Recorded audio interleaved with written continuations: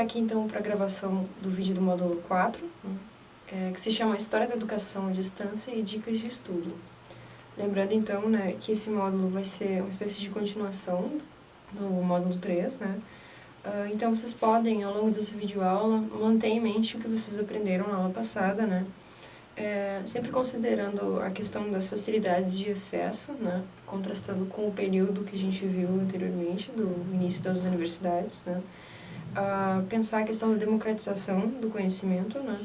E que a gente vive um momento bastante propício, né, para a gente poder buscar o conhecimento. É algo que encaixa nas nossas vidas, né, por mais que a gente esteja olhando por uma perspectiva, né, bastante otimista, ainda há uma porcentagem da população que não tem acesso nem à educação básica, né, mas em contraste com o período que a gente viu na aula passada, né, existe uma mudança significativa, então, na forma de organização da vida das pessoas, e o estudo passa a fazer parte dele, inclusive auxiliando a gente a ter novas oportunidades, né, de melhora de vida, de emprego.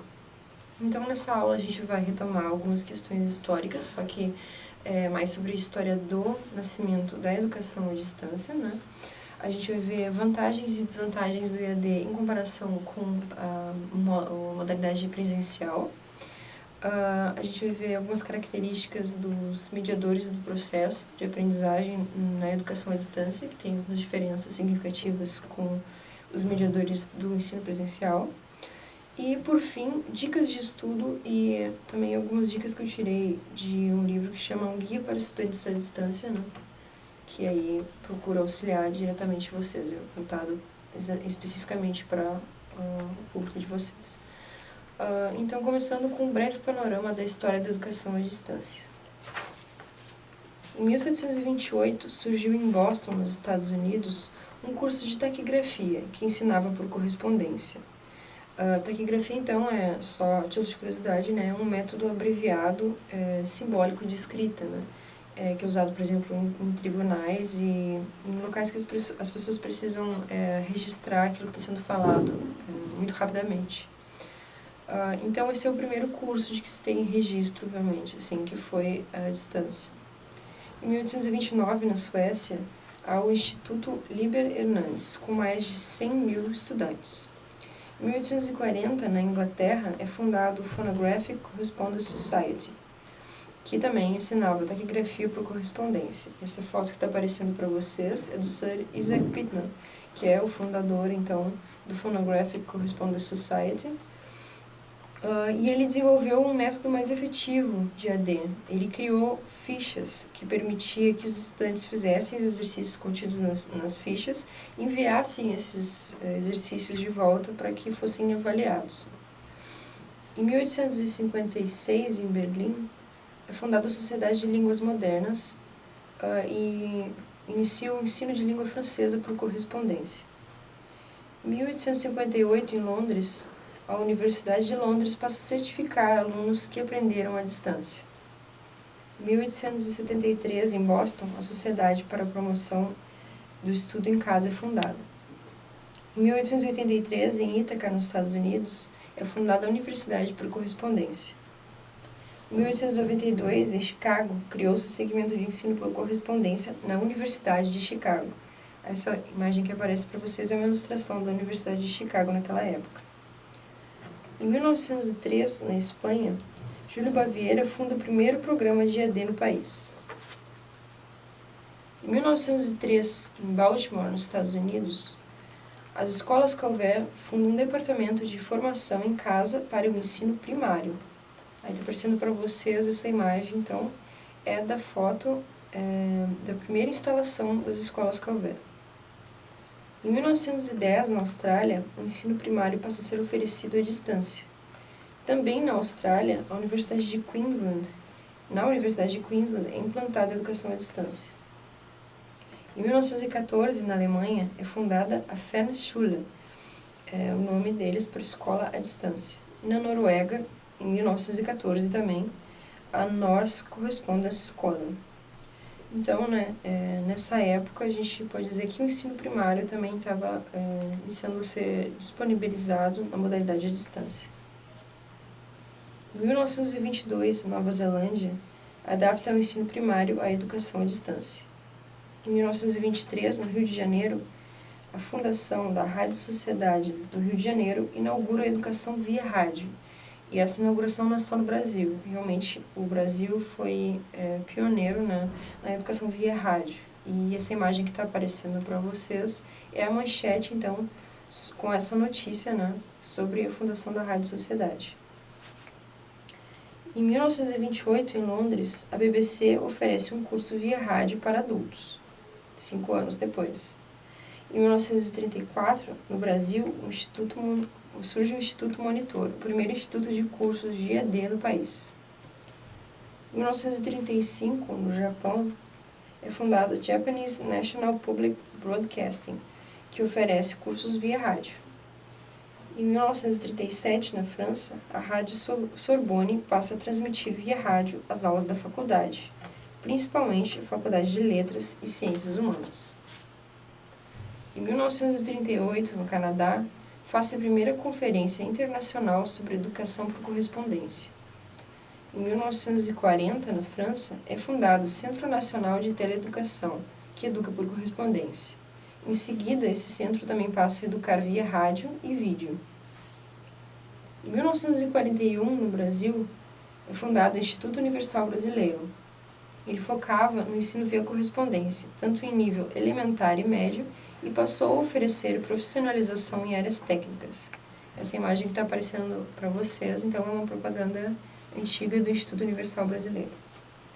Em 1946, na África, a Universidade da África começa a oferecer educação por correspondência.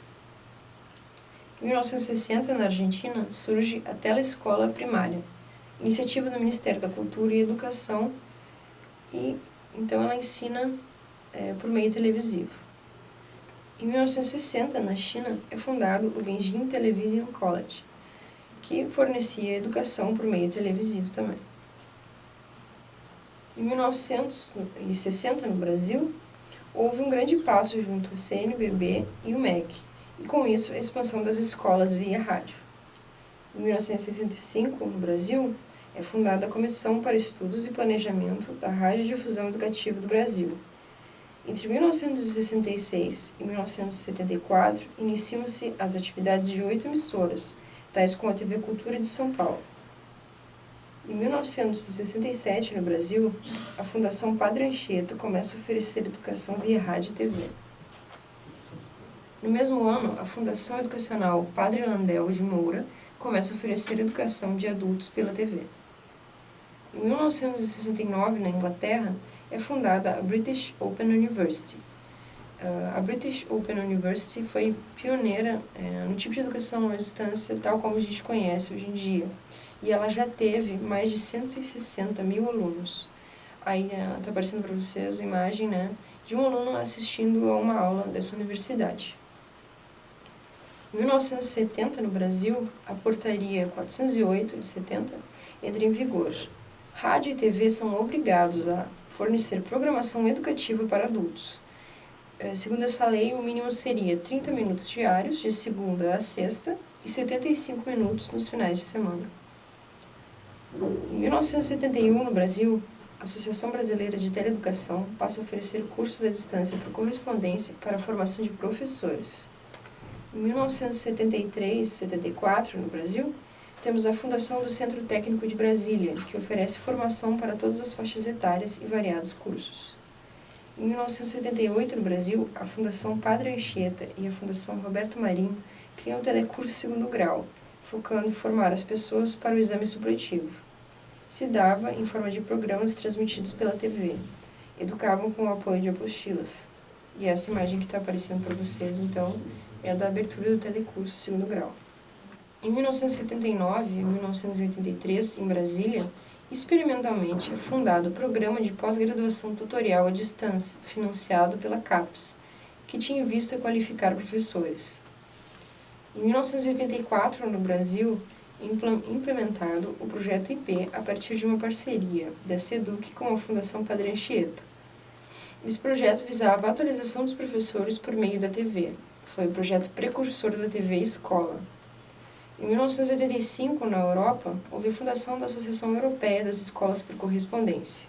Em 1991, o Programa de Atualização de Docentes é fundado, voltado para estudantes de cursos para professor e para professores das 4 primeiras séries iniciais. Mais tarde, viria a ser o programa Um Salto para o Futuro, passa na TV. Aí aparece para vocês a imagem de propaganda deste programa. Em 1992, no Brasil, é criada a Universidade Aberta de Brasília. Está aparecendo para vocês essa imagem, que é de um polo da universidade. Em 1996, no Brasil, o MEC funda a Secretaria de Educação à Distância. Em 1996, a educação à distância nasce formalmente, a partir da Lei de Diretrizes e Bases da Educação Nacional, número 9.394, de 20 de dezembro de 1996, regulamentada em 2005.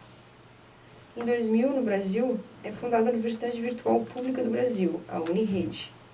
Ela oferece cursos de graduação, pós-graduação e extensão. Em 2004, no Brasil, houve o surgimento de inúmeros programas de formação inicial e continuada de professores da rede pública. Eles são implantados pelo MEC por meio da educação à distância. Em 2006, no Brasil, criado por meio do Decreto 5.800, a Universidade Aberta do Brasil tem sua origem. Aí está aparecendo para vocês a imagem com o logo da UAB. Nosso curso faz parte desse programa. Em 2011, no Brasil, a Secretaria de Educação à Distância é extinta. Em 2014, em Pelotas, é criado o curso de Filosofia, modalidade à distância na UFPEL.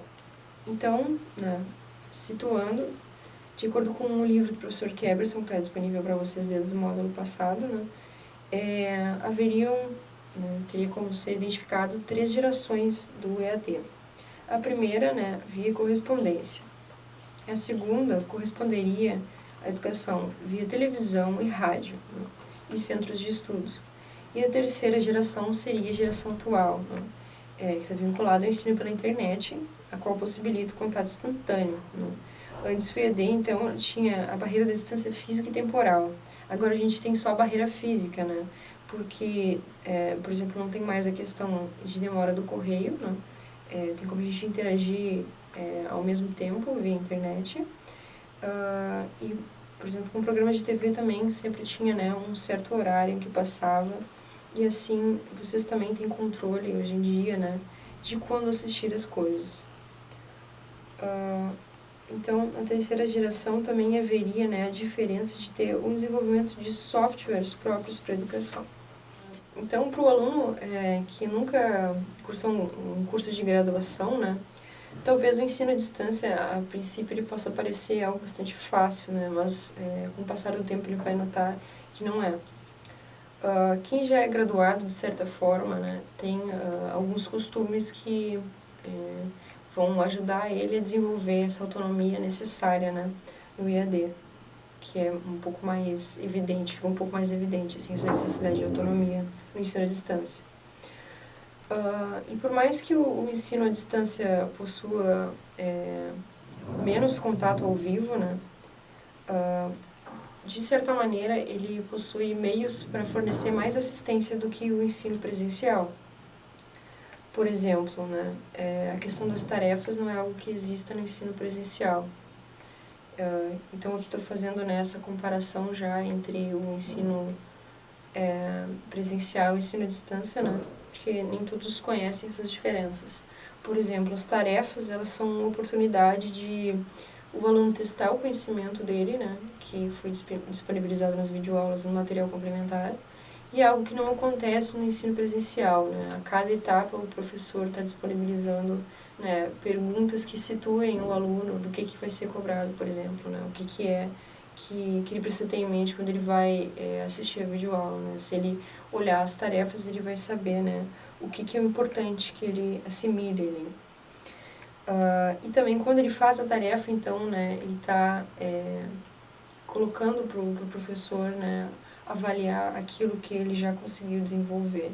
Então, é um tipo de ensino que também, quando há uma preocupação por parte do professor em diagnosticar se os alunos estão conseguindo compreender ou não, o que eles estão conseguindo compreender, existem várias ferramentas para ele fazer isso.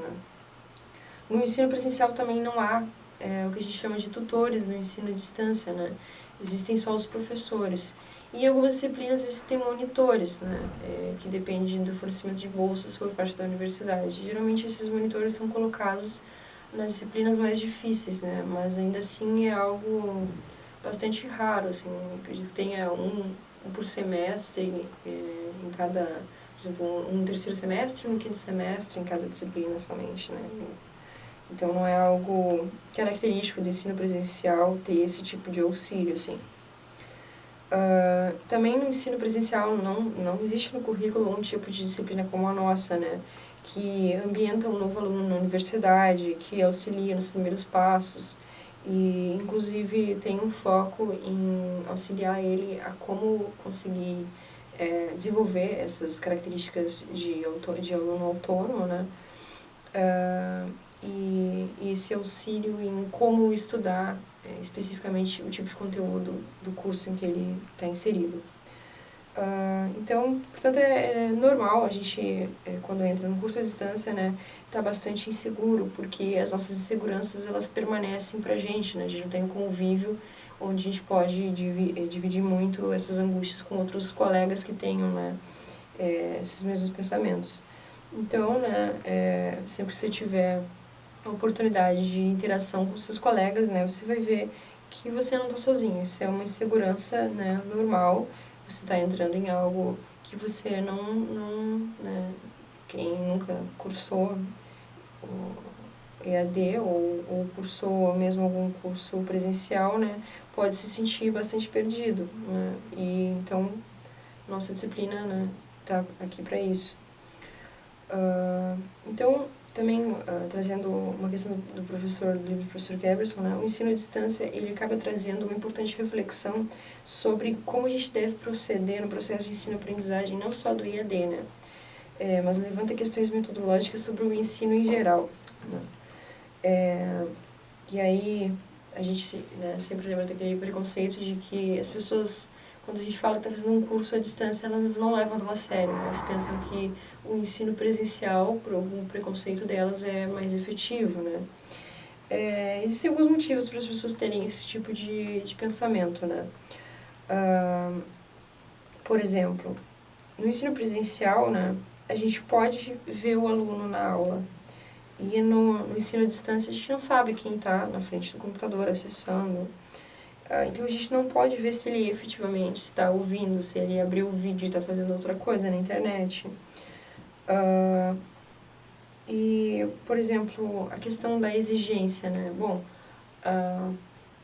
pode ser o mesmo tipo de avaliação, pode ser inclusive a mesma avaliação, né? Tanto presencial quanto no ensino à distância. Então, não sei onde estaria a diferença também, né? Pensando em diferença sobre motivação. O que pareceria melhor para vocês, assim, colocando como se fossem opções, assim? O que motivaria mais vocês, né, a estudar? Ter que ir para aula todo dia, independente da disposição, sempre no mesmo horário, né? Ou poder assistir a aula quando a gente achasse que fosse a situação ideal para a gente, né? Então, relembrando da nossa outra aula, né? O processo de ensino-aprendizagem, ele depende do professor transmitir o conhecimento ao aluno e o aluno estar receptivo. Então, mesmo né, nas universidades e nas próprias universidades, a gente via que existia falta de materiais, falta de espaço, né? Mas o que nunca faltava era o professor, né, que tinha o conhecimento e estava disposto a transmiti-lo, e o aluno nesse estado receptivo, né? Então, aqui não se faz diferente, né? É algo que permanece, uma característica que permanece, né? Porque é algo necessário no processo de ensino-aprendizagem. Então, né, seja honesto consigo. Quando é que você está nesse estado receptivo, né? Assista as videoaulas quando você souber que você está disposto, né? É que nem quando a gente tenta ler um livro e aí a gente abre o livro e quando a gente lê, a gente pensa em outra coisa, quando a gente vê, acabou a página e o que a gente entendeu, né? Então é a mesma coisa, assistam um vídeo quando vocês estiverem com energia para esse esforço de prestar atenção em cada parte do conteúdo, né? E coisas que parecem óbvias, do tipo, mantenha um caderno ou papéis do lado para vocês irem anotando conforme o professor fala, né? E tentem anotar de uma maneira que não seja literalmente o que ele está falando, né? Mas com as palavras de vocês. Nesse esforço vocês podem ter certeza que vocês estão conseguindo absorver o conteúdo. Se vocês simplesmente transcreverem o que o professor está falando, né? Vocês não vão estar fazendo esse processo, então talvez vocês não estejam realmente prestando atenção. Então, né, para continuar essa questão da diferenciação entre o ensino presencial e o ensino à distância, né,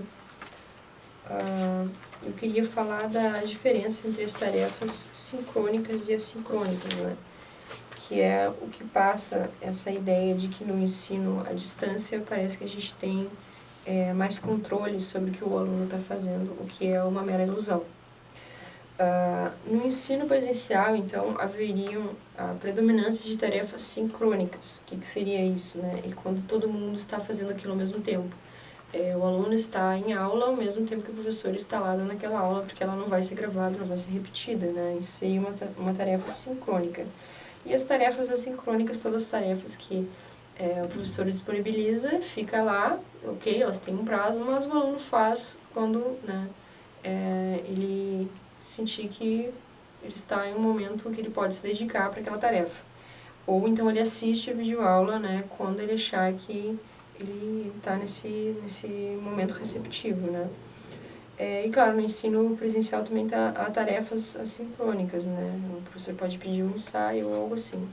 Mas, né, dá para notar que as tarefas sincrônicas são características, né, do ensino presencial e as assincrônicas são características do ensino à distância.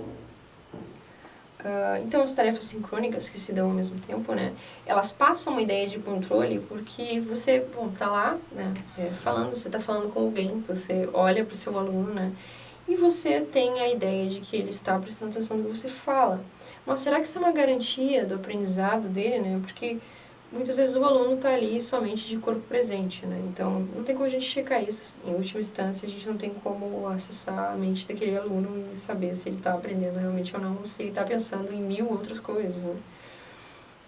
Enquanto as tarefas assincrônicas, né? O conteúdo sempre está disponível, né? Para quando o aluno decidir acessar. E a gente também não pode checar quando vocês acessaram, né? Por mais que o Canvas permita, a gente vê quando vocês entraram na página, quanto tempo vocês passaram. Em última instância, a gente não tem como saber se vocês realmente prestaram atenção, né? Então, no fim das contas, parece que controle sobre o processo de aprendizagem nenhuma das duas tarefas garante, né, plenamente. Então, agora falando diretamente das vantagens e desvantagens, né? Algumas dessas questões eu tirei, acredito, do capítulo 4 do professor Keberson. A EAD, então, ela superaria 3 obstáculos, pelo menos. A distância, a falta de tempo e o difícil acesso. Isto porque ela é flexível, né, acessível de qualquer lugar e acessível a qualquer hora. O método permite ter um grande número de alunos também, né, várias vantagens. Possui função social, né? Ao capacitar em casa as pessoas, né, de certa maneira, o ensino à distância ele evitaria um êxodo das pessoas para grandes centros, né, então auxiliaria as pessoas de pequenas cidades a terem uma formação, né, e levando em conta que assim elas teriam a tendência a permanecer na cidade, elas contribuiriam para o desenvolvimento dessas cidades.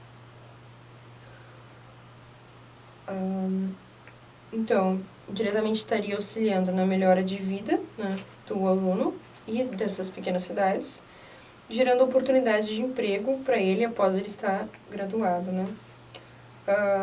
Então, conforme eu vou falando dessas vantagens, né, aquelas que vocês creem que tem relação com o motivo de vocês estarem no IAD, o que vocês acham que vocês vão conseguir depois de se formar, são questões que vocês podem tomar nota, né, e sempre ter em mente como fontes de motivação para quando vocês estiverem passando por momentos mais difíceis de Bom, período de avaliação, vocês consideram também alguma avaliação, então quando vocês precisarem de motivação, né, eu tenho um costume, assim, de fazer uma lista de por que eu estou fazendo tais coisas e colar na parede, no ambiente de estudo, né, isso é uma coisa legal, de quando você está cansado, você olha aquilo, lembra, né, e se sente motivado em continuar. Agora, então, cito o professor Keverson.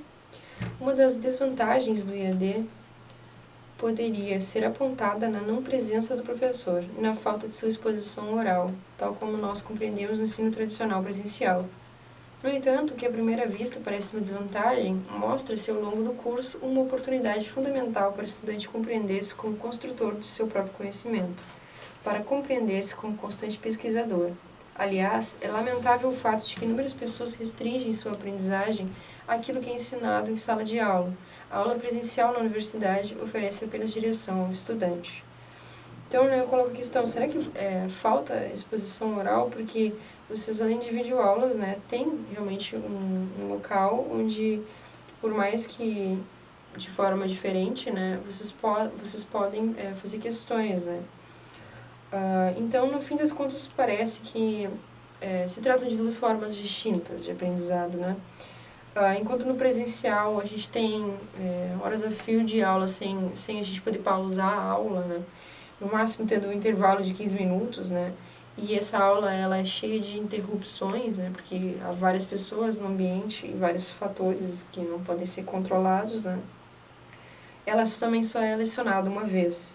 Então, por mais que tenha a vantagem de, enquanto o professor expõe, a gente poder levantar a mão e dizer, não estou entendendo desse jeito que você está explicando, né, existem todas essas desvantagens que no EAD é diferente.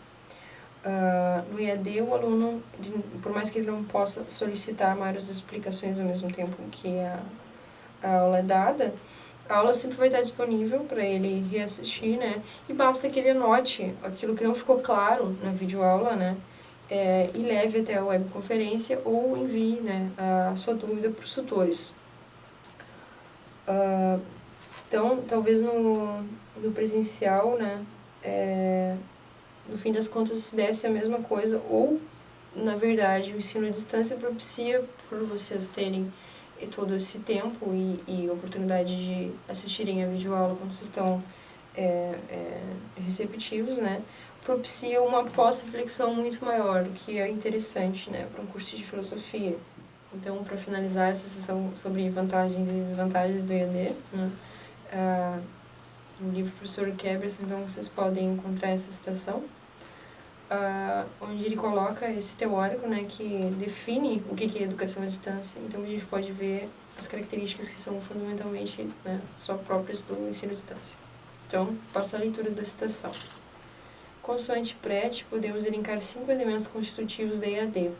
A distância física entre o professor e o aluno. O professor continua sendo fundamental, mas agora de maneira diferente. Seu conhecimento e sua aula chegam ao aluno mediados por instrumentos. Estudo individualizado e independente. É importante o desenvolvimento da autonomia do estudante no processo de ensino-aprendizagem. Sem dúvida, este é um dos fatores fundamentais para sua boa qualificação. Em outras palavras, você é responsável pela construção do seu próprio conhecimento.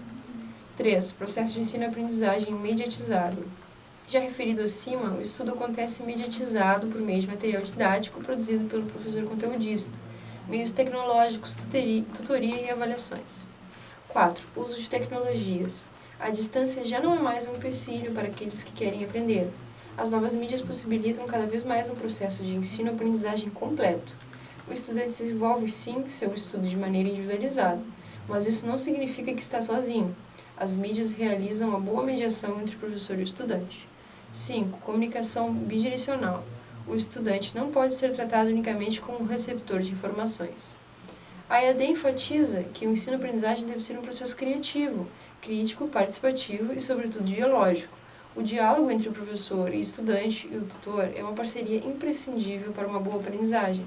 Como já dito, no processo de ensino-aprendizagem, todos aprendem e todos ensinam. No entanto, se nós analisarmos pormenorizadamente os 5 elementos supercitados, veremos que apenas o elemento 1, a distância física entre o estudante e o aluno, é fundamentalmente o diferencial entre a educação à distância e a educação presencial. Todos os outros elementos podem também fazer parte da educação presencial. No entanto, eles ficam necessariamente mais fortes na educação à distância, pois são por meio deles que ela acontece. Então, inclusive, né, eu lembro de que existe, em São Paulo foi aprovada uma lei de que o ensino presencial pode ser feito 20% com tarefas à distância, né? Então, existe cada vez mais uma mescla, né, entre essas duas metodologias de ensino, né, o que mostra que as pessoas estão pegando aquilo que tem de vantajoso em ambos, né, e fazendo uma forma de ensino própria, né, onde essas tecnologias são utilizadas, né, e surgem como ferramentas, então, que o ensino presencial até então não tinha. Então, agora eu passo para a questão, eu falei várias vezes, né, de autonomia. O que a gente pode entender por autonomia, então? Essa é uma parte um pouco mais teórica, assim, né, e também está no livro do professor Keberson, né. É algo que vocês vão aprender mais adiante de maneira mais profunda, acredito eu, né? Mas, de forma geral, a gente vai falar aqui. Não vou também aprofundar tanto, porque é algo que é realmente mais teórico. A autonomia é um conceito atribuído fortemente ao Kant, né? Um autor que pode ser colocado como, né, um dos centrais, se não o central, né, autor do Iluminismo. Que, por sua vez, né, curiosamente se contrapõe justamente ao período que a gente estava vendo na nossa outra videoaula, né, do medievo. Então, para compreender o que é autonomia em Kant, a primeira coisa que a gente tem que fazer é compreender a diferença entre maioridade e menoridade, né? Quando a gente fala maioridade e menoridade, a primeira coisa que vem na cabeça da gente, né, é o conceito jurídico de maioridade e menoridade. Não é isso que o Kant está querendo dizer. Contudo, é um caminho interessante para a gente pensar, né? O que quer dizer maioridade jurídica, né?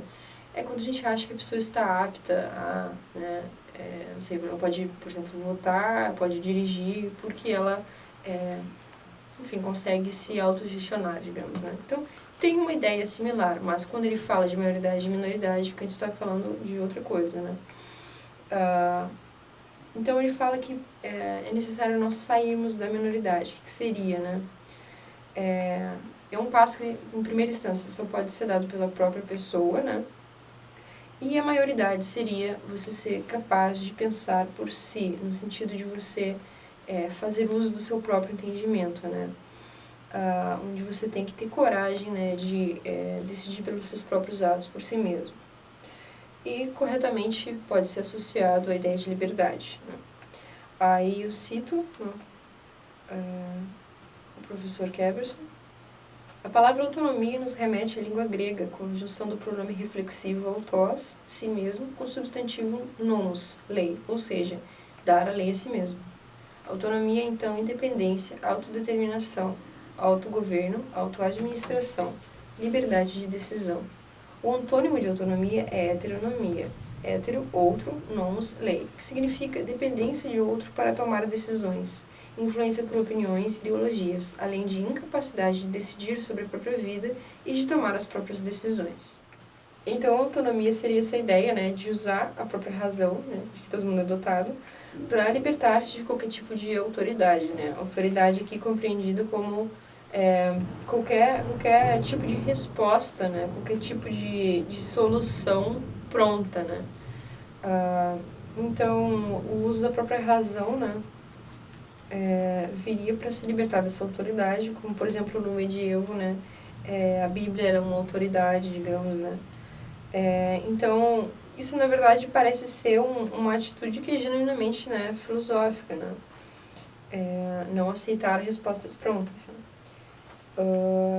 Então, também quando eu falo, né, em enfatizar que o aluno ele deve ser autônomo, não significa que eu estou delegando tudo a vocês no sentido de, né, deixar vocês sem auxílio, deixar vocês sozinhos, né, sem assistência. Na verdade, isso, o professor reconhecer que o aluno é autônomo é reconhecer nele, né, a capacidade dele, né, enquanto indivíduo de ser capaz de construir o próprio conhecimento dele, né. Então, a autonomia também não tem essa ideia de exclusão, de egoísmo, né? E sim de reconhecimento nos outros da própria autonomia. e os outros reconhecer a sua autonomia, né? E também enfatizo, né, na verdade, é uma tarefa somente sua, né? Então, já relacionado a isso, né, leio outra citação do professor Keberson. Como tornar-se autônomo? Como já dissemos, a autonomia é um processo individual, no qual cada um deve realizar e descobrir se é ou não uma pessoa autônoma.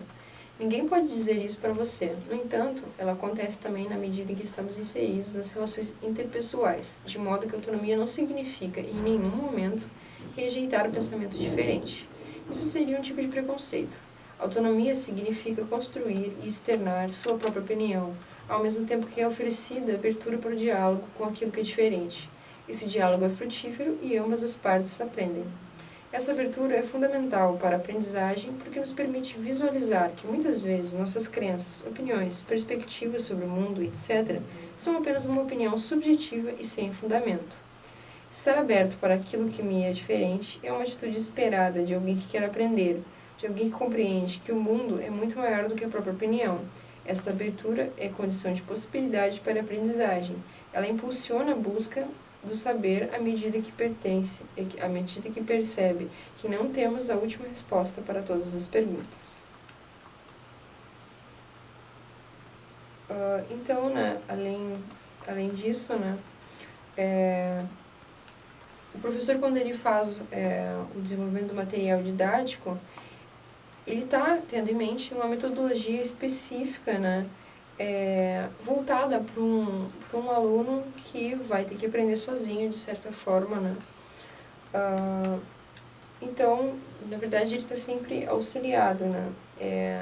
Então, o material todo é desenvolvido de forma que ele consiga ser autônomo nos próprios estudos. Também, o professor Keberson sempre enfatiza, né, não ver o material didático como uma receita pronta para o conhecimento, né? A gente pode usar o próprio conceito de autonomia, né, da receita pronta, né, tipo, não aceitar respostas prontas, né? Também como uma forma de ensino democrático, onde a gente não é obrigado a concordar em você ser um professor, né? Então, essa busca de autonomia também estaria vinculada a gente, né, buscar outras fontes de conhecimento, vendo o professor somente como um guia, né, que nos coloca para dentro daquele mundo, né, mas que não se limite somente a isso, né. Aí eu cito outra parte, né, autonomia individual, que seria compreender-se como o responsável pela sua própria trajetória educacional, pelo autogerenciamento do tempo para a aprendizagem, uma vez que ninguém está cobrando isso de você. É importante descobrir quanto tempo você precisa para as tarefas, leituras, etc., uma vez que cada pessoa possui tempo específico para fazer isso, ou seja, é preciso conhecer-se. Então, né, no fim das contas, a autonomia é uma atividade crítica, tanto em relação às respostas prontas que vêm de fora para você, né, quanto a uma relação crítica consigo, né, o que é necessário para que você consiga aprender. Agora eu passo para outra parte, né, que também se encontra no livro do professor Keberson, vocês podem estar acessando, sobre os mediadores do processo, né, agentes do IAD. Então, são pequenas definições, né, que mostram algumas diferenças com o ensino presencial e que, principalmente, a gente pode falar aqui para vocês pensarem, né, quando vocês tiverem uma dúvida, para quem recorrer e qual a função de cada pessoa dentro do processo, né, de ensino à distância. Então, a definição, né, do agente, estudante ou cursista. Ele é o centro de todo o processo pedagógico do IAD. A ele cabe organizar-se para cumprir as atividades do curso, ter postura ativa, criativa, responsabilidade e comprometimento. Cabe também a ele participar, refletir, questionar e posicionar-se, bem como saber aprender a utilizar as ferramentas necessárias para o desenvolvimento da aprendizagem. Então, é sempre uma postura ativa do aluno, né? Quem é o professor conteudista? É o professor responsável pela elaboração do material didático que será usado nas aulas pelo professor pesquisador. O professor Keberson seria um professor conteudista. Muitas vezes o professor conteudista de uma disciplina torna-se também um professor pesquisador da mesma. Não há nenhum problema nisso. O professor conteudista precisa ter conhecimento e dominar o conteúdo sobre o qual está falando, bem como desenvolvê-lo de forma a incitar o aluno a querer conhecer ainda mais. Como enfatiza Conrad, Tarok e Berrar, Hoje, cada vez mais, o professor tem um grande leque de possibilidades de organizar sua aula de forma que ela seja dinâmica e inovadora, principalmente a partir de propostas que utilizem as novas tecnologias de informação e comunicação de forma apropriada e contextualizada. Com isso em mente, o professor conteudista desenvolve suas aulas pensando no modelo da EAD e nas tecnologias de informação. Professor pesquisador, então, seria eu, por exemplo. O professor é responsável pela disciplina. A ele cabe, além de dominar o conteúdo, estabelecer e manter o contato com os estudantes, instigar os alunos a participar, oferecer a sua opinião sobre os temas abordados. Então, seria todos os professores, né, que gravam as videoaulas. Também estará sempre atento para desenvolver estratégias pedagógicas para facilitar a aprendizagem, dar suporte em tarefas complexas, promover a reflexão e a atitude crítica, guiar, orientar e acompanhar o estudante. Cabe também a ele gerenciar a disciplina, administrar discussões e trabalhos em grupo, bem como avaliar, conceituar e atribuir a frequência ao estudante. Assim, como afirma Conrad Tarocco-Behar, a perspectiva da mediação pedagógica pressupõe que o professor assuma um novo papel no processo de ensino-aprendizagem, no qual ele medeia as interações do aluno com o objeto de estudo e conhecimento. Além disso, o uso das tecnologias é pensado como forma de tornar o processo de ensino-aprendizagem mais eficiente e eficaz, no sentido de que a aprendizagem realmente aconteça e seja significativa. Então, o professor pesquisador é o professor que realmente está em contato com o aluno, né, e é capaz de mediar, né, por exemplo, a gente estava falando da questão da postura, né, não despótica, né, do professor, que consegue identificar se o aluno está conseguindo absorver o conteúdo e, com isso, né, mudar o ritmo, por exemplo, se o aluno está tendo dificuldade de acompanhar, colocar o conteúdo, né, de uma outra maneira, ou então, né, atropelar um pouco menos o conteúdo. Tutor, então, o que seria? De modo geral, o tutor é o mediador entre toda a estrutura didática criada para o EAD e o estudante. Seu objetivo é auxiliar, ajudar e orientar o estudante junto ao professor. O tutor também precisa conhecer o conteúdo, além de dominar as ferramentas utilizadas pelo curso. Ele estará em constante diálogo com o estudante para acompanhar de perto o desenvolvimento do trabalho pedagógico. Existe, no entanto, dois exercícios da tutoria, a saber, o tutor à distância e o tutor presencial. Então, os tutores, no fim, vão ser os que mais vão estar em contato, né, com os alunos e que vão fazer esse, né, leve trás de auxiliar o professor, né, a ter um feedback sobre como está sendo, né, o processo de aprendizagem dos alunos em geral. Então, a diferença entre o tutor presencial e o à distância. Tutor presencial.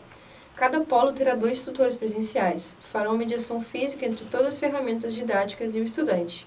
Ele ajuda, auxilia e reporta todas as complexidades envolvidas na relação entre ensino-aprendizagem, o estudante e a equipe pedagógica. O tutor presencial é importante porque ele é o elo para aqueles estudantes que ainda encontraram dificuldades no contexto educacional à distância. Além disso, oferece informações práticas para a plataforma de ensino e as práticas pedagógicas do curso. Então, é alguém que vocês encontram na cidade de vocês, disponível no polo. O tutor à distância. O tutor à distância não marca presença física no polo, daí sua designação. Ele fica na sede em que o curso está lotado. Serão 4 tutores para cada disciplina, ou seja, 20 tutores à distância. Aí, no caso, né, no semestre que a gente está, né, dependendo da disciplina, são 2 ou 3. Ele oferece material de formação continuada, ajuda com os temas trabalhados e observa a participação e aprofundamento dos discentes. Além disso, ele facilita a entre-relação entre as partes no processo de ensino-aprendizagem. Então, o tutor à distância, né, tem mais contato diretamente com o professor pesquisador. Além desses autores, a EAD conta também com a equipe técnica, a qual oferece suporte técnico, produção gráfica, por exemplo, e a gravação de vídeos, edição de vídeos.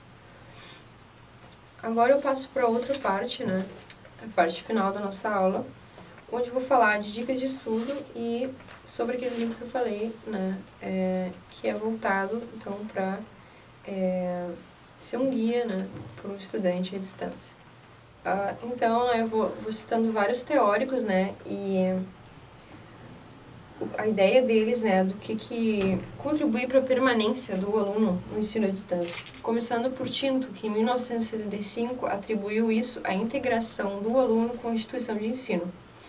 Logo depois dele, em 1998, Beitelsmith coloca que, na verdade, fatores ambientais têm uma influência muito maior. O Beitelsmith, então, critica essa visão do Tinto, né, e coloca que não pode ser o fator de integração, porque o Tinto estaria se baseando muito mais em fatores que não fazem parte dos cursos à distância, né.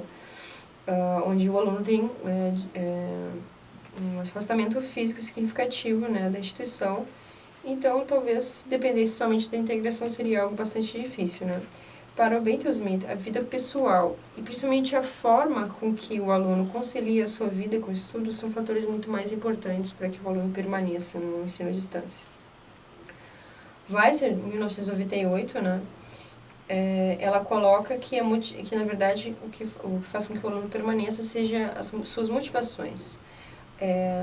E aí ela coloca, né, como motivar o aluno, colocando já esse compromisso para o professor, né, fazer com que o aluno consiga permanecer no curso. Uma ideia que ela coloca, né, é essa divisão em módulos que a gente tem, né. Essa divisão por módulos, ela passa uma ideia de progresso, né, então ela permite ao aluno e ao professor visualizarem o avanço, né, o progresso mesmo do aluno dentro do conteúdo, né, então é algo que motiva o aluno a ver, né, todos os degraus que ele já conseguiu subir. E Kemp coloca, né, que, na verdade, características particulares pesam mais, né. Por exemplo, o aluno precisa ser maduro, ter habilidades para lidar com adversidades. A situação particular da vida da pessoa, então, para esse teórico, né, ela não teria tanta influência assim, mas sim a capacidade do aluno e organizar a sua vida para que os estudos tenham espaço nela. E eu também coloco que um teórico chamado Simpson, né, que ele fala que, no fim das contas, se você para avaliar todas as reclamações de tempo, né, geralmente as pessoas, elas não estão super ocupadas a ponto de realmente não terem tempo. Mas o problema, né, nem no fim das contas também é algo que, tipo, ela não está tendo tempo porque estão pedindo dela tarefas absurdas, né, que demandam muito tempo, é humanamente impossível fazer. O Simpson coloca que, no fim das contas, o que falta seria o correto gerenciamento do tempo, né. Então, uma primeira dica já de como estudar à distância seria identificar rapidamente os fatores que podem afetar a performance de vocês nos estudos, né. Por exemplo, se vocês precisam trocar algum horário de compromisso para conseguir assistir a uma web ou resolver algum problema pessoal, dentre outras inúmeras coisas, né. Então, no momento que vocês veem que aquilo está atrapalhando o processo de estudo de vocês, né, tentem resolver o mais rápido possível. Alguns teóricos, eles ressaltam algumas características que são desejadas, né, como caracterizando, né, o aluno do EAD. São características, né, que elas podem ser desenvolvidas. Então, se você não sente que possua, né, você pode, né, focar em desenvolvê-las. Então, esses teóricos colocam, seja confiante, projete realisticamente o futuro, ou seja, não tem expectativas de que, por exemplo, você vai de ser um grande filósofo, escrever um TCC, resolver todos os problemas da filosofia ou algo assim, né? Projete realisticamente o futuro. O que você realmente pode conquistar, né, com a graduação? Bom, é o primeiro passo. Se você deseja realmente ser um pesquisador, você precisa, né, se preparar para ter uma pesquisa para, em um segundo momento, você, por exemplo, fazer mestrado, né? Então, projete realisticamente seu futuro. Seja independente nos seus estudos, né? Voltando à questão da autonomia, de ir além do que o professor coloca em sala de aula. Aceite as demandas de trabalho, não adianta entrar em negação, né, e ficar até o último momento não querendo fazer, né, alguma tarefa que acha muito trabalhosa ou algo assim. Então, lide o mais rápido possível, né, com tal demanda de trabalho. Evite a falta de determinação, né, por exemplo, ficar se comparando com outras pessoas, dizendo que os colegas são mais inteligentes ou que não vai conseguir por causa de alguma incapacidade sua, né? Evite também a projeção irrealista do futuro, como eu coloquei. Evite reagir desmedidamente em situações de estudo, por exemplo, desistir porque reprovou em uma disciplina ou teve que faltar em alguma coisa. E não dependa do professor, né? Pesquise de forma independente, procure informações e novas fontes de conhecimento sozinho.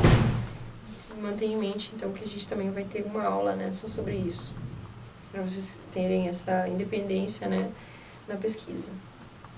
A teórica Templeton enfatiza a importância de criar redes de apoio. que seriam redes de apoio? É algo da esfera pessoal de vocês, né, que vocês vão ter que ver como desenvolver isso da melhor maneira possível, mas seria, por exemplo, redes entre a família de vocês, seus amigos ou seus colegas, né? Então, para falar mais especificamente sobre isso, né, a família, por exemplo, como ela pode ajudar você? A Templeton coloca que é um compromisso da família te auxiliar nos seus estudos indiretamente, né? Por exemplo, ela deve manter em mente que você se dedicar ao curso, né, é algo que talvez tome o tempo que você costumava passar, né, com a família, também algum desse tempo, né.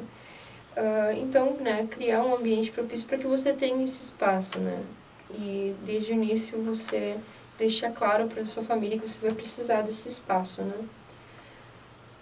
Informe a elas, então, né, o quanto formar-se nesse curso é algo importante para você, a sua família precisa saber disso.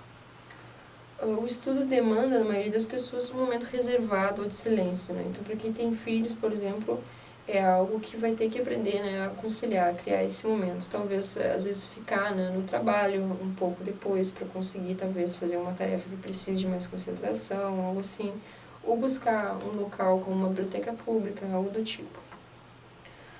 Talvez a sua família terá que mudar, então, algo, né, na rotina dela para que você tenha este momento de estudo. Quando você conseguir, então, gerenciar o seu tempo e saber quando você vai querer, por exemplo, todas as quarta-feiras eu vou fazer, né, as tarefas da disciplina de introdução EAD.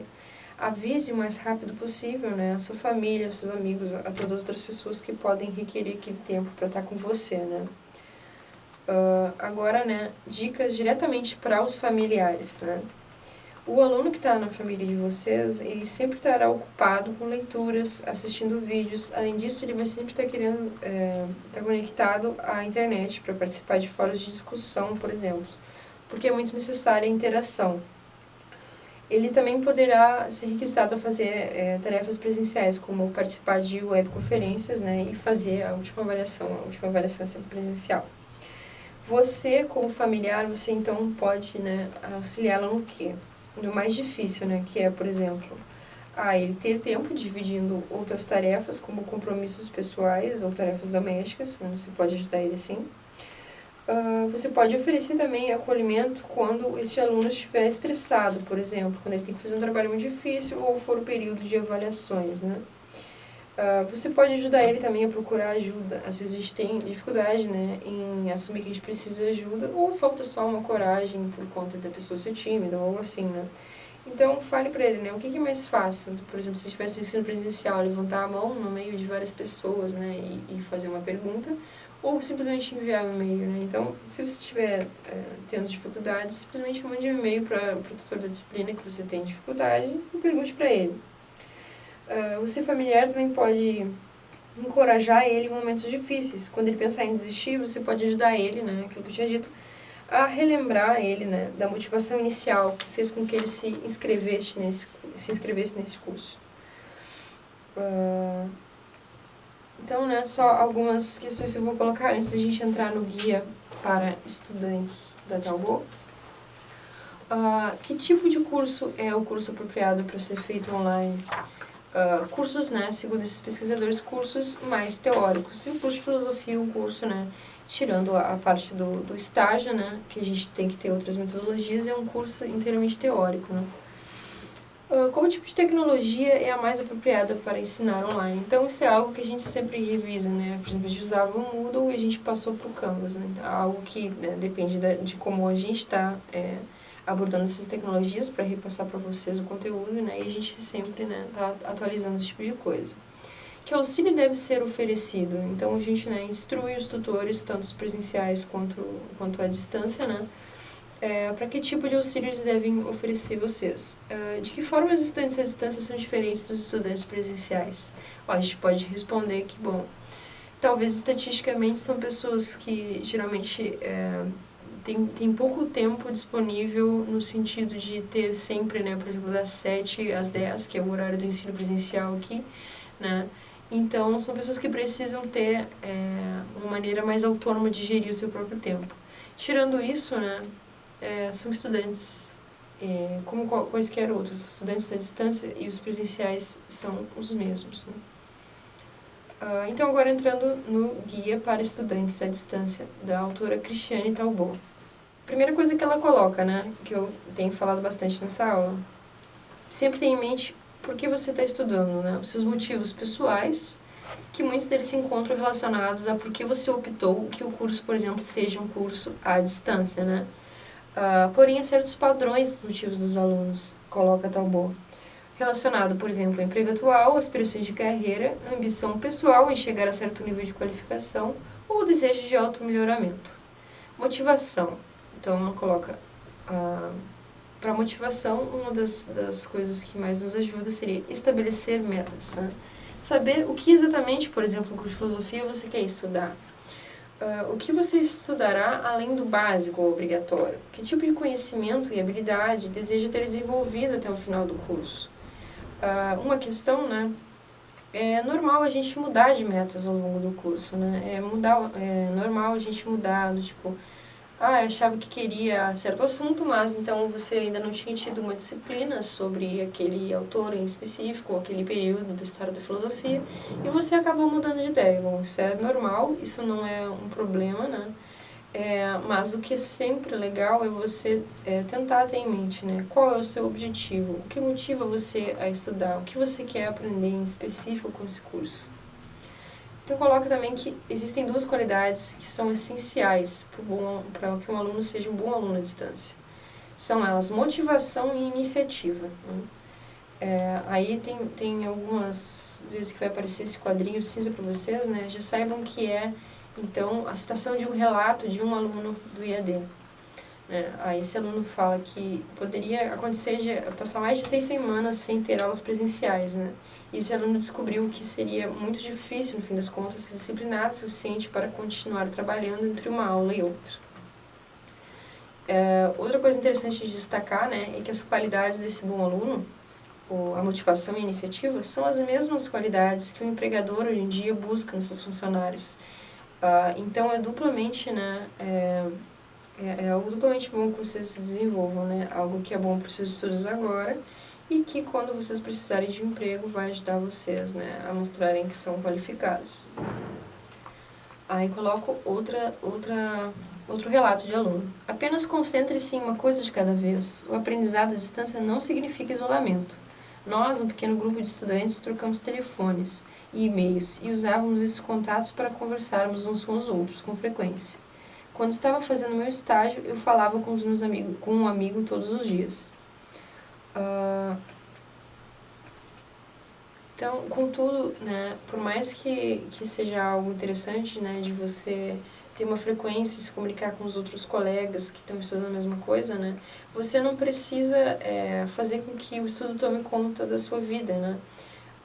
Existem momentos em que você não vai conseguir, você vai estar, né, assoberbado de trabalhos ou estressado ou algo assim. Então, a melhor coisa que tem é a gente, quando vê que a gente está conseguindo estudar e ser útil, né, a gente simplesmente parar e realmente tirar aquele dia, aquela semana para, né, dar uma parada de vez, assim, sem se sentir culpado, né, porque senão a gente não consegue realmente descansar, né, e fazer isso para, então, tomar o fôlego para voltar, né, a estudar. Conheça-se como estudante, né? Algo que a gente tinha falado, tem relação com autonomia, né? E ter uma autocrítica. Aí eu cito o Wheeler. A educação à distância está baseada na premissa de que os estudantes estão no centro do processo de aprendizagem, tomam responsabilidade por seu próprio aprendizado e trabalham em seu próprio ritmo, em seu próprio espaço. Ela envolve domínio e autonomia. Por exemplo, né, vou dar um exemplo bem prático, né? Se você se conhece e sabe que enquanto você assiste uma videoaula, se tiver outra coisa aberta no computador, por exemplo, se tiver o Facebook aberto numa aba, se você sabe que você vai ter dificuldade de concentração, simplesmente fecha aquela aba, né? Você consegue ter essa autocrítica de ver que você não está conseguindo, né, prestar atenção.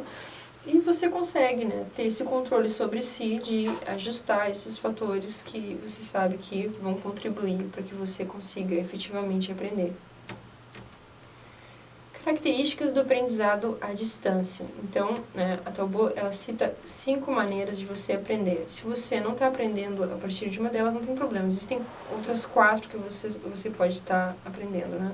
Primeiro, aprender fazendo, através de tarefas participativas, equivalentes às tarefas para serem feitas no período de aula, tal como veríamos no ensino presencial. O ensino à distância seria a participação de discussão em fóruns ou webconferências ou chats online. Segundo tipo de aprendizado, com tarefas. Aprender com as tarefas de cada módulo das disciplinas equivale a aprender com pequenas avaliações, como são feitas no ensino presencial. Esta é uma maneira de aprender que possibilita que cheques teu progresso e tenhas feedback. Aí coloca um relato de um aluno. Ter tarefas sempre em certa frequência me ajuda a estudar, me dá uma ideia de como devo estudar e em quais coisas devo focar. Além disso, é uma ótima maneira de avaliar como estou me saindo até então. É algo que mostra para vocês o que vocês responderam corretamente, sem aquilo estar valendo pontos, por exemplo. Então, terceira forma de aprendizado, através da leitura e resposta ao feedback. O feedback pode ser fornecido como resposta automática das tarefas ou escrito pelos tutores. Um bom feedback não inclui somente as respostas corretas, mas sugestões de como poderias melhorar a tua resposta. Também pode te oferecer uma noção do que está bom na sua resposta e o que deve ser melhorado. Então, por exemplo, na primeira atividade que a gente fez, né, a gente pode colocar vocês fazendo o feedback uns para os outros, né? Então, vocês já têm uma noção do que é o feedback. Quarta forma de aprendizado, autonomia no aprendizado. Tomar o controle e responsabilidade por seu próprio aprendizado. Diferença mais notável que possui com outros cursos, o curso à distância exige muito mais responsabilidade do aluno. Ainda que as nossas disciplinas sejam divididas em módulos, que podem ser vistos como pequenas metas, é a organização do aluno para conseguir segui-los que determina o sucesso do seu aprendizado. E a quinta e última, aprendendo através da reflexão. Você pode ter mais controle se puder programar um tempo para refletir ao longo do seu estudo. Pense sobre o que leu, discutiu ou assistiu nos vídeos e sobre suas próprias ideias sobre o conteúdo. Agora, para fechar, então, vou falar, né, especificamente de dicas bastante práticas, né? Então, cito o relato, né, de uma aluna do EAD. Tendo 2 filhos e tarefas em casa, descobri que estudar em casa era uma experiência frustrante, com interrupções constantes, a não ser que eu estudasse mais cedo, na parte da manhã ou de tardezinha. A solução para mim foi simplesmente reservar o sábado inteiro, entrar no meu escritório para estudar e não sair dele até que eu tivesse terminado tudo o que tinha para fazer. Também, ao longo da semana, algumas vezes eu ficava até mais tarde no trabalho para terminar todas as tarefas. Então, né, passando a essas dicas de como, por exemplo, você ter um ambiente de estudos, né, que ajude você. Então, a Bo coloca que é necessário você encontrar o lugar perfeito para que você para o seu estudo. Também dependerá daquilo que você precisa em particular para se concentrar. Algumas dicas que podem servir, né, para um grande número de alunos. Reserve um quarto com um clima agradável que seja confortável. Uma área de trabalho que receba luz natural. Uma mesa do tamanho e altura que sejam confortáveis para você. Uma cadeira que seja confortável para você. Isso parecem dicas óbvias, né? Mas que realmente, quando você tem que passar muito tempo, né, estudando, elas fazem diferença. Um computador que não tenha tela muito elevada, pois forçar os seus olhos para cima pode fazer com que você canse mais rápido porque você forçará o pescoço. Que a tela do computador seja afastada de você pelo menos 50 centímetros para não prejudicar a sua visão. Que tenha espaço para que você espalhe os seus papéis, livros e quaisquer outros objetos que precisar. Então, é uma questão, né, bastante particular como você estuda, né? Por exemplo, tem pessoas que conseguem estudar com barulho, tem pessoas que gostam de ter uma música tocando, e tem pessoas que precisam de silêncio absoluto, né? Então, vai de você se conhecer. Uma coisa legal também é pré-estabelecer e delimitar momentos de descanso. Você pode, por exemplo, programar um despertador, né? Para você, por exemplo, estudar 40 minutos, e aí o despertador vai despertar, você tem 5 minutos de descanso, você coloca outro despertador, e depois de você dar aquela pequena descansada, você continua estudando. Isso comigo funciona bastante, assim, é uma coisa que vocês podem testar. Parece estranho ter todas essas pequenas interrupções, mas se vocês pensarem, quando vocês estão estudando, no fim das contas, às vezes vocês se interrompem a si mesmos muito mais, né? Então, é legal vocês colocarem um tempinho pequeno, pode ser até para o começo, né, dessa dinâmica, vocês começarem com 25, 30 minutos de estudo e um intervalo de 5, né? E aí, conforme for progredindo esse momento de estudo, né, conforme ele for ficando maior, aumentar um pouco mais o intervalo, né. Isso é algo que faz com que você consiga estudar, por exemplo, uma noite inteira sem você ficar muito cansado. Para estabelecer e delimitar momentos para acessar outras coisas no computador que não se refiram ao estudo. Isso é muito necessário, né? Porque é muito tentador quando a gente está no computador, a gente ficar fazendo outras coisas. Algumas pessoas se concentram bem em locais como bibliotecas públicas, ambientes que são reservados exclusivamente para isso. Então também vocês têm o espaço do polo de vocês, né? Então quando vocês estiverem lá, né, talvez seja um ambiente que crie essa vontade de estudo em vocês. Então, por hoje seria isso. Espero, sinceramente, que essas dicas auxiliem vocês. Vou estar aqui para caso vocês tenham mais alguma dúvida, né? Por enquanto é isso. Então, vejo vocês no próximo módulo. Tchau!